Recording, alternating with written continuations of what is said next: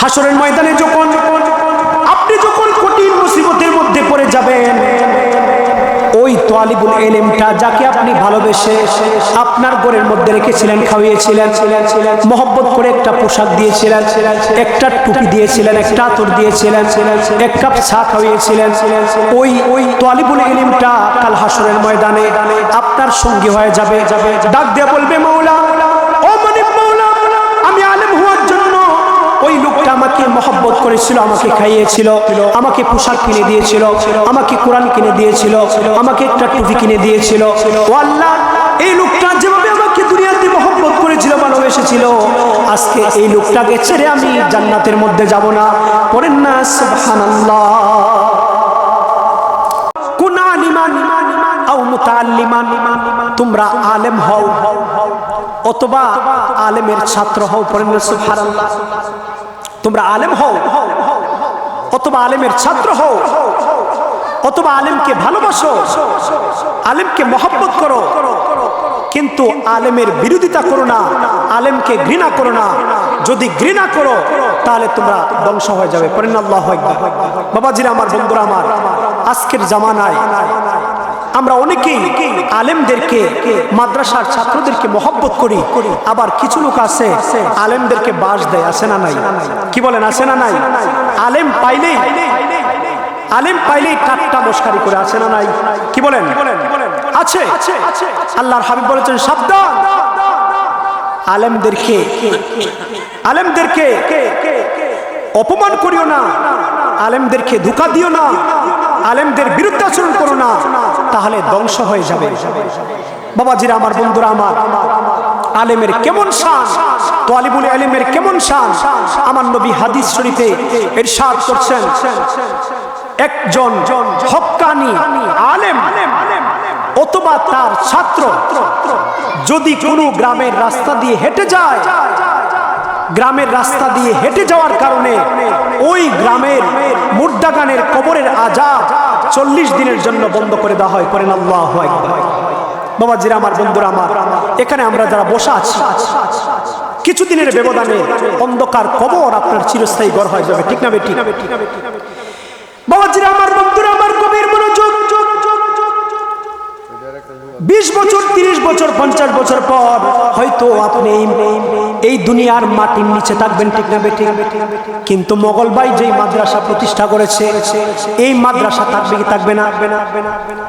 এই মাদ্রাসা থাকবে। এই মাদ্রাসার মধ্যে তালিবুল ইলমরা ইলমে দ্বীন অর্জন করবে, এই মাদ্রাসার ছাত্ররা কোরআনের তেলাওয়াত করবে, বড় বড় আলেম হয়ে যাবে, এখানে কোরআনের চর্চা হবে। আপনি একটা জান্নাতের বাগান, কোরআনের বাগানের মধ্যে অংশগ্রহণ করার কারণে, আপনার গ্রামের এই প্রতিষ্ঠানে আপনি সাহায্য করার কারণে আপনার গ্রামের মধ্য দিয়ে আলেমরা হেঁটে যাবে, তালিবুল আলেমরা হেঁটে যাবে। হেঁটে যাওয়ার কারণে আল্লাহ পাক রব্বুল আলামিন আপনার কবরের আযাবকে মাফ করে দিয়ে আপনার কবরটাকে জান্নাতের বাগান বানিয়ে দেবেন। পড়েন সুবহানাল্লাহ। শুধু তাই নয়, যদি আপনি একটা সন্তানকে যদি আলেম বানিয়ে যেতে পারেন, আপনার কি উপকার হবে? একটা সন্তানকে যদি হাফেজ বানাতে পারেন, কি উপকার হবে আপনার? আল্লাহর হাবিব হাদিস শরীফে বলছেন, যদি কোনো ব্যক্তির সন্তানকে যদি আলেম বানাতে পারে, হাফেজ বানাতে পারে, এই হাফেজ যদি কোরআন অনুযায়ী, কোরআনকে জেনে বুঝে কোরআন অনুযায়ী আমল করে, কোরআনের আদেশগুলো পালন করে, কোরআনের নিষেধগুলো বর্জন করে, এই অবস্থায় যদি ইন্তেকাল করতে পারে, আল্লাহর হাবিব বলেন, ও দুনিয়ার মানুষ শুনো, ওই হাফেজে কোরআন যখন হাসরের ময়দানে উঠবে, ওই হাফেজে কোরআন তার বংশ থেকে, তার পরিবার থেকে এই রকম 10 জন যাদের উপর জাহান্নাম ওয়াজিব হয়ে গিয়েছে, জাহান্নাম আবশ্যক হয়েছে, এই রকম 10 জন জাহান্নামীদেরকে সুপারিশ করে হাত ধরে টেনে টেনে জান্নাতে নিয়ে যাবে। বলেন সুবহানাল্লাহ।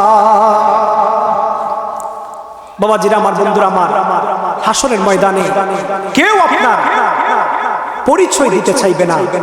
কোরআনে আসছে, হাদিসে আসছে, আল্লাহর হাবিব বলেছেন, আল্লাহ বলেছেন ওই ময়দান এমন কঠিন হবে, সন্তান বাবা সন্তানকে পরিচয় দিতে চাইবে না, মা সন্তানকে পরিচয় দিতে চাইবে না।